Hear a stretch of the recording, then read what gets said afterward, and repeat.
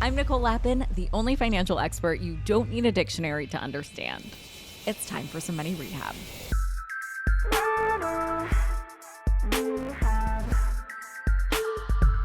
It's only in the last few years, really, that people have been looking more critically at MLMs, the multi-level marketing model. Even if you haven't heard them called MLMs, you know what I'm talking about. In some ways, it has some overlap with the franchise model. If you're participating in an MLM, you buy the company's product, maybe it's makeup or leggings or home goods, and then you turn around and sell that product. That, in and of itself, is pretty standard and above board. The issue with MLMs is that it is often a big part of the strategy not to just sell the products, but to recruit new salespeople to sell them products to sell. So that is why MLMs are often referred to as pyramid schemes. Today I'm chatting with Roberta Blevins. She's an anti-MLM advocate. And as you're about to hear, the jury for me is really still out on MLMs. While I've heard a lot of horror stories, I've also heard some really good ones. Like I've heard from full-time parents who do some MLM work on the side, and they say that MLMs have given them financial independence and a greater sense of purpose. But where I think Roberta and I can both agree is that MLMs can really go wrong. It can go from being a side hustle to a money pit very quickly. And Roberta tells me some of these horror stories today. Here's that conversation. Roberta Blevins, welcome to Money Rehab. Hi, thanks for having me. Well, you're here to talk about MLMs today. So for some context, you were embroiled in the MLM world as a consultant for all these companies, right? It Works, LuLaRoe, many others, I assume, and a customer, I'm sure. Customer to many and a rep of 3, 2 intentionally, 1 accidentally, which happens often in MLM. Let's get to that. But before we get started, actually, can you just define MLM? And for now, just a definition, like of what it is, how it's structured for anyone who might not know. Absolutely. So MLM is short for multi-level marketing. You might know it from its various other names: direct sales, network marketing, social selling, anything where basically you're getting a message from somebody who's like, hey, do you want to buy the products that I'm selling? And it's essentially set up like a legal pyramid scheme. And I'm assuming as soon as I said that, a bunch of people are like, oh, yeah, like this one, like this one, like that one. Yeah, every single one that you just thought of is an MLM. Yeah, so like Mary Kay, doTERRA. Oh, yeah. Amway, Young Living, Modere, Unique, all of them. There's so many. There's like over 300 active and over thousands that have been around. Okay, so you're not mincing words saying that this is a legal pyramid scheme. I think we all know how you feel about it. But definitions aside, how did you even get drawn into the MLM world to begin with? So I was just a vulnerable young mom looking for something to make my life more. So just a very normal story. I think most people stumble into these because of a vulnerability. They need money, they need an identity, they need something for themselves, whatever it is. And for me, I just didn't. I wanted to be more than just a wife and just a mom. I wanted something for myself. And I was working out of the home and I wanted to bring it in because I didn't want to miss the early years with my daughter.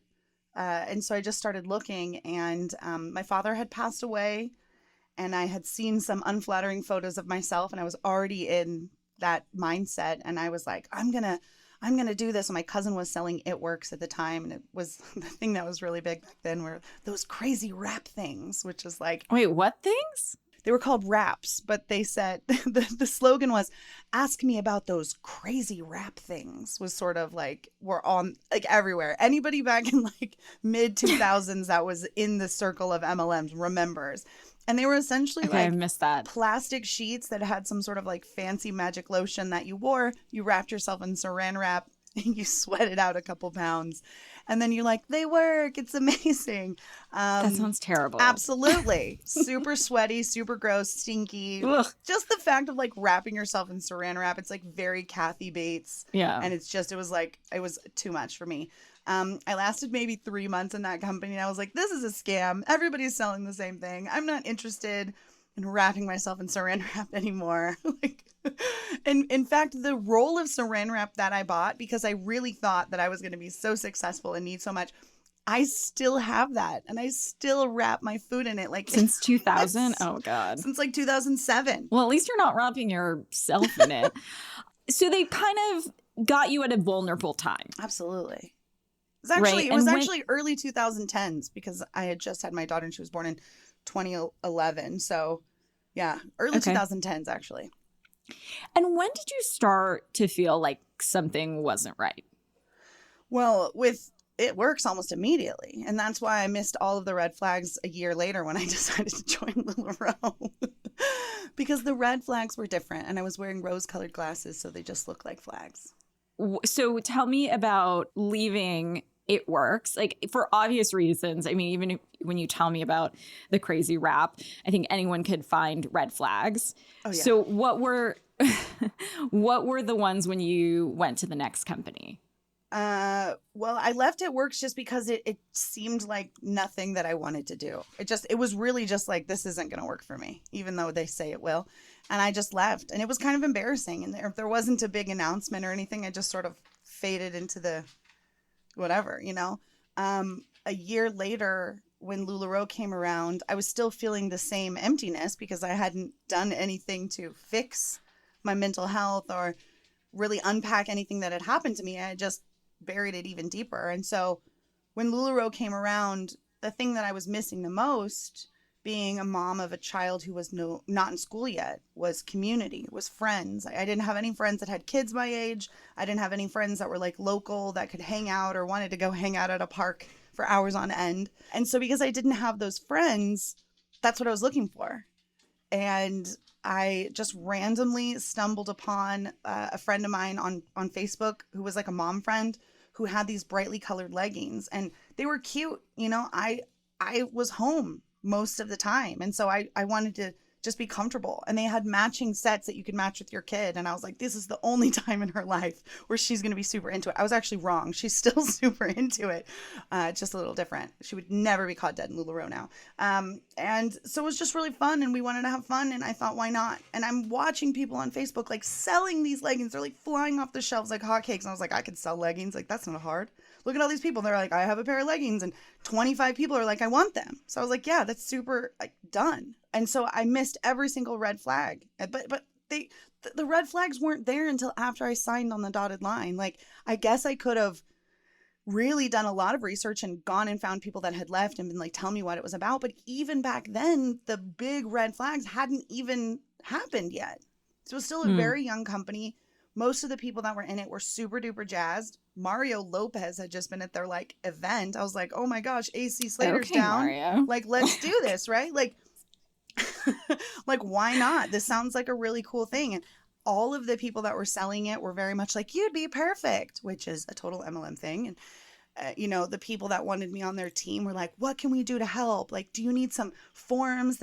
What do you need to show your husband? Because he was like, you don't need to do this. Like, you do way too much. You don't need to sell leggings too. And they were like, what did he say today? Maybe you should show him this. You can have him talk to my husband. And so there was always something that was keeping me going. For like 3 months, I was on the hook until eventually I wore him down. And he was like, if you're going to do it, like, just do it, because like, you're not going to stop talking about it. So just do it. And so I joined, and everything leading up to that felt great. It wasn't until like I actually started to join that things like were strange, because my upline, who's the person that you sign up underneath in the pyramid, she was like, oh yeah, like as soon as you sign up, you'll get your clothes in like a week. So be super ready. So I go out to spend all this money, turn a room in my mom's house. I said, hey, can I, you know, come over and have an office? And she's like, whatever. Turn a room into her house into like a little boutique. I buy all these racks. I buy everything that I'm going to need to literally have a clothing store in the office.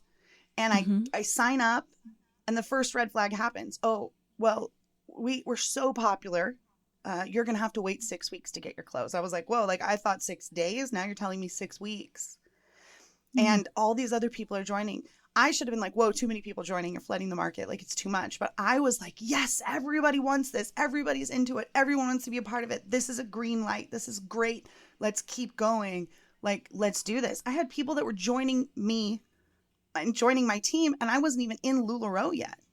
Like, people are like, oh, you're doing it. I heard about it. I want to be on your team. It was the most wild thing. I was like, this is exactly what they say when you find the right company, because I'd heard that before too. And so like everything really seemed to be like clicking. I was like, yeah, let's do this. And I invested $9,000 into. Oh my God. I mean, That I hurts my invested heart. so much more, but initially 9,000, and then plus another couple thousand buying all the racks and the hangers and the printer and the desk and the chair and the pictures for the walls. It's like, she believed she could, so she did. Like that kind of bullshit. You know what I mean? So like Home Goods, they got me too, man. It's just like, So the $9,000 went to like product. the 9 grand went to product. Yes. So when you sign up under someone, that person gets a cut of your sales, Kind of. essentially. And then it keeps going. It's not really my sales, though. They get a cut of what I purchase. There's no way of knowing what I sell on the back end unless I'm the one taking any sort of accountability for it. Because once the MLM sells it to you, once your upline gets their bonus, like, it's your product. Like, you're the true customer. Because you have to MLM. buy it in advance. Right. And most, but not all. You see, there's so many caveats and differences. Like, every single MLM is slightly different intentionally. Mm-hmm. So you can be like, well, that's like how your old MLM was. Your new MLM, this one's different. We don't do that here. And it's a way to sort of just keep people stuck in the entire complex of MLM, jumping from company to company, thinking that they're the problem. And it's not, that MLM is a problem. So everything's a little different. So it's hard to say yes or no for anything. It's very nuanced. Hold onto your wallets. Money Rehab will be right back.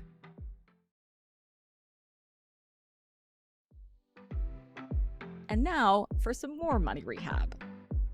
A lot of people just say, onboarding to MLMs is kind of like a cult. Absolutely. Absolutely. MLMs are a cult. I say it all the time. I have no shame in saying that, and I can back it up. But absolutely, they're a cult. They fall underneath commercial cults, which are cults that are bilking you for money. And absolutely it is. The MLM would not work without the cult because it's the control that keeps people stuck and keeps people buying. Like I said, you are the true customer in an MLM. It doesn't matter. The MLM, once they sold me my $9,000 worth of leggings and skirts and dresses, they were like, we got our $9,000. I don't care if Roberta ever turns it into $18,000 because we already got our money. And so it's a very vicious cycle. People are getting bonuses off of that. That's why products and MLMs cost so much. You're saying, why are you paying $25 for a pair of leggings when I can go to Walmart and get the same thing for $5?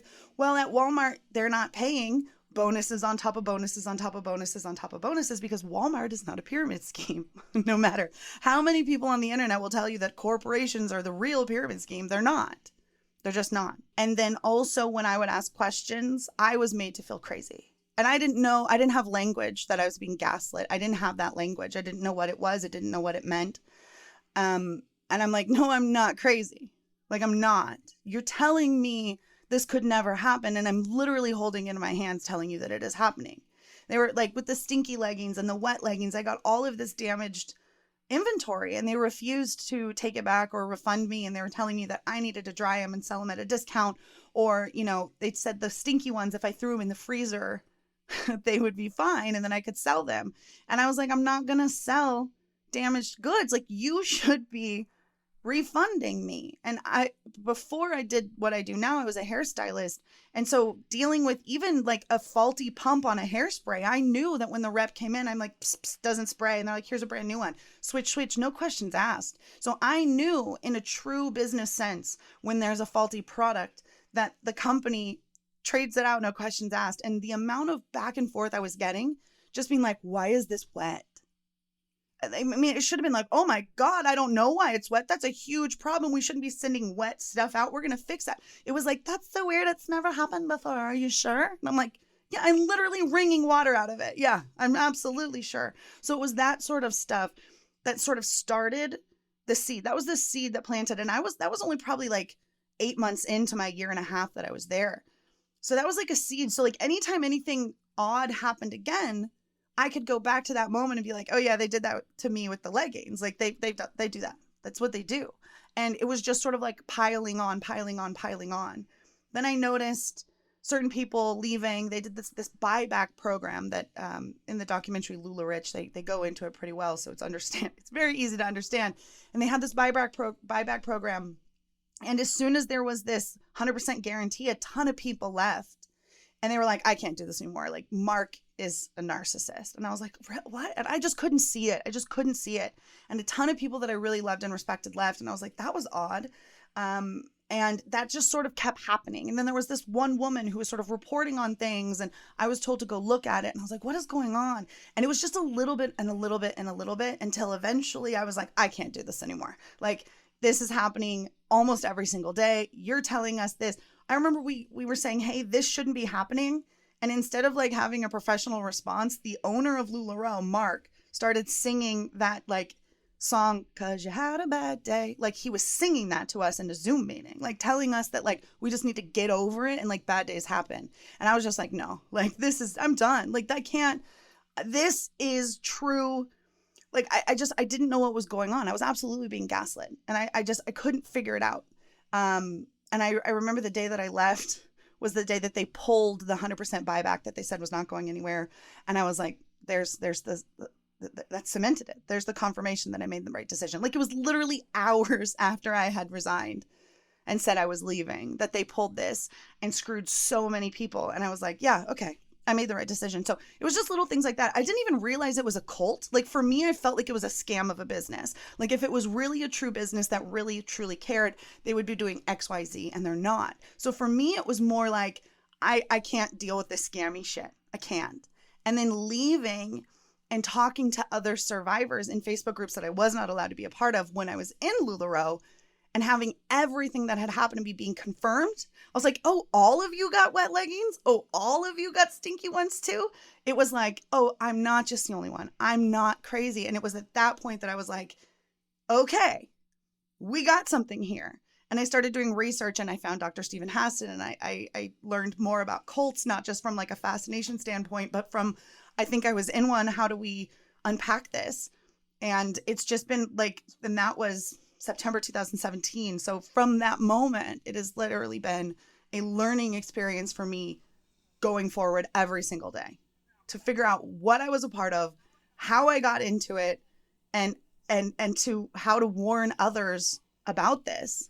And was it difficult to leave when you finally decided to? It sounds like you somehow got roped into the third one, even after that. Yeah. So what happened there was, the woman, you're like, fool me 3 times. Right. I'm actually done. Well, and I didn't even realize I was joining. The woman that had been writing all of the scathing blog articles and exposing all of the things that were happening in LuLaRoe, when I got out, she had been sued by LuLaRoe because LuLaRoe wanted her sources about all the shit that was being talked.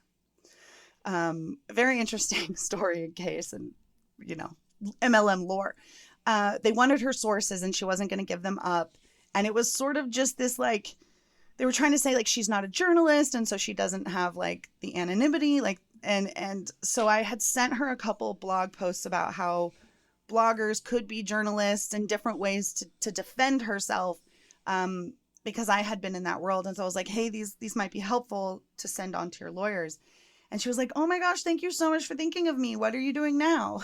And I was like, oh, I'm not sure. Like, I just left LuLaRoe. And it was a very like, well, I'm with this company and blah, blah, blah, blah, blah. And I was like, it sounds like, I don't really know. I don't think I want to do the MLM thing anymore. And I remember I looked back at our messages, and I did say that I didn't want to do MLM anymore. She was like, no, it's totally different. And they're about to launch makeup, which they still haven't launched 6 years later.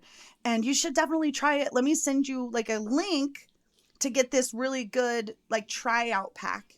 I was like, okay. So I signed up for this tryout pack, and apparently that was me signing up for the MLM. I didn't realize it until I got like a letter in the mail like 2 or 3 weeks later that was like, welcome to the family. And I was like, oh crap. And I never did anything with it. And the products weren't even that good. And what I mostly did was I resold them all on eBay and made money. That was the way I made money in that MLM, was reselling all the freebies in the tryout pack on eBay. Is it all that bad, Roberta? I did a speech in Cincinnati, I think, like 5 or so years ago for Pure Romance. Do you know that one? Yeah, I have a couple episodes about that one. Oh, okay. So for anyone who doesn't know, Pure Romance is an MLM for sex toys. right? Yes. And it was wild. So I get into this huge theater, or whatever, conference center, and like 5,000 ravenous people. And they were all like wanted to be entrepreneurs, and they were bringing in so much money. And it was around the time that I was promoting my book Boss Bitch, and they were like, had a lot of questions about being an entrepreneur and, incorporating or not, or like how to do expenses and this and that. So I was like, okay, well, these are like, entrepreneurs. Cool. Get after it. They've been promised the idea that if they work hard enough, they might have the opportunity to win the American dream. And it's this really like incestuous gamble that is actually has a worse failure rate than gambling. Gambling only has a 95% failure rate. So it's just the people are wonderful. And I don't think I've ever met anybody who has gotten out of an MLM and understands what they were in and is working towards healing that has been horrible. The only people that are mean are the ones that are projecting, and the ones that haven't really gone through it and haven't unpacked it and haven't taken accountability for everything that happens when you're in one of these. But every single MLM is a piece of shit. Yeah. You can quote me on that. Every single one. Oh, we are. Don't you worry. I have not met any MLM that does not have at least like a 95% failure rate. You look at their income disclosure statements, and that's just people that are getting bonuses. And it's wild. I mean, the numbers for people that aren't even qualifying for bonuses is a lot worse, because those numbers are the people that are, quote, trying. And that's not to say that not everybody's trying. It's just, it's a game, and only 1% can win. And so it doesn't matter if there's one person or there's 100 people or there's 1,000 people. If only 1% can win, then 99 will lose, regardless of the size, regardless of the company, regardless of the product, regardless of the compensation plan, regardless of anything. And when you say lose, you actually mean lose money. Like, you came out net negative at the end of this. You didn't make money. You spent more money than you made. I probably came out with maybe 3,000 in the green, maybe. Oh, but that's still money.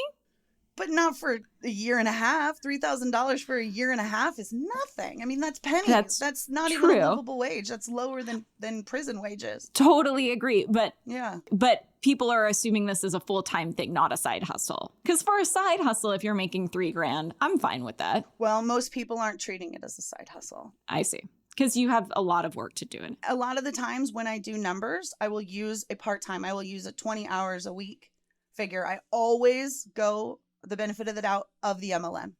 I always round up in their favor. I always use numbers that are their favor and their numbers that they produce.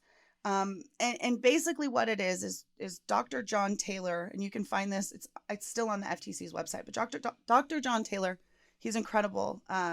He passed away a few years ago, but he did an incredible amount of research on the compensation plans of multi-level marketing. I mean, he looked at hundreds upon hundreds upon hundreds. And he found in his economic research that when all is said and done, when you take into all accounts, you take into the money that you put in, the money you spend to stay in, because it's a pay-to-play system, the money that you're giving up, the opportunity costs that you are giving up because you are choosing to be in something that is not profitable, the sunk costs of staying in something that's not profitable. When all of those things are taken into account, plus your hours and your time, 99.7% of people will lose. Because, I mean, I think I drove by In-N-Out Burger the other day, and my daughter goes, dang, they're paying good. They're paying upwards of $20 an hour at In-N-Out Burger. So if you are working in MLM because you're trying to make your business and you're trying to get the money, and you're working even 20 hours a week for less than prison labor. I've done the math with their numbers, and it's like 27 to 50 cents an hour. So if you're choosing to be paid 27 cents an hour instead of $20 an hour, that is the opportunity cost that you are choosing. That is part of the loss of you deciding to be all in with an MLM, as opposed to sunking it up, realizing you're in a scam, realizing that this is not going to help you, and saying, I'm going to go get that part-time job at In-N-Out Burger or McDonald's or wherever, anywhere that's hiring. It's easier said than done, obviously, to get a job, but getting a job, going to work, guarantees that you will get a paycheck. Sitting at your house, posting on Instagram and bugging all of your friends from high school for 4 hours a day for a part-time job. There's no guarantee of anything. And then that goes into labor exploitation, because now you are an unpaid worker for a company that you paid to have the opportunity to promote. So the MLMs don't have to pay anything for advertising, because all of their reps are doing it for free. So that's when you really think about everything, and nobody ever thinks about everything, right? When you think about everything that you could be doing, everything that you're spending to stay in, every time that monthly fee comes around for your website, or you have to, spend your $100 to get your points to qualify for your $87 bonus check. Like, you're spending $100 to get an $87 check. You're losing money.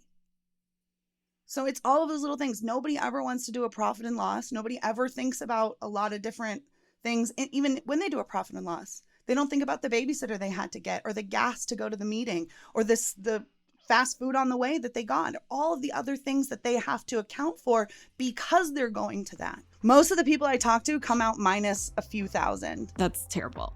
We end our episodes with a tip listeners can take straight to the bank. If someone is stuck in this vicious cycle of the MLM world, what advice would you give them? First and foremost, you do a profit loss statement right now.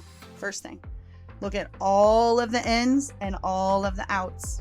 And I want you to make a vow that if you are in the red consistently for 3 months in a row, that you pull the plug, that you really think about it and you go, I'm not making any money. Look at the hours you're putting in. Look at the time you're spending away from the reason you joined the MLM. That was a big one for me. I wanted to be home with my kids, and I was missing out on so many things because I was taking pictures or having sales or going to the post office. So look at the sacrifices you're making, because that dream, that carrot, that golden carrot you're chasing, next month when I get that thing, next month when I go to convention, I'm really going to rev up. I'm really going to kick it into high gear. If you're constantly saying that to yourself and you're constantly making excuses, it's okay to say, you know what, I think I'm done. It's not great. And then once you're out and you're ready to heal, come find me. And I'll help you on the next steps, because it's a little tough, but I did it and you can do it too. Money Rehab is a production of Money News Network. I'm your host, Nicole Lappin. Money Rehab's executive producer is Morgan Lavoie. Our researcher is Emily Holmes. Do you need some money rehab? And let's be honest, we all do. So email us your money questions, moneyrehab@moneynewsnetwork.com, to potentially have your questions answered on the show, or even have a one-on-one intervention with me. And follow us on Instagram @MoneyNews and TikTok @MoneyNewsNetwork for exclusive video content. And lastly, thank you. No, seriously, thank you. Thank you for listening and for investing in yourself, which is the most important investment you can make.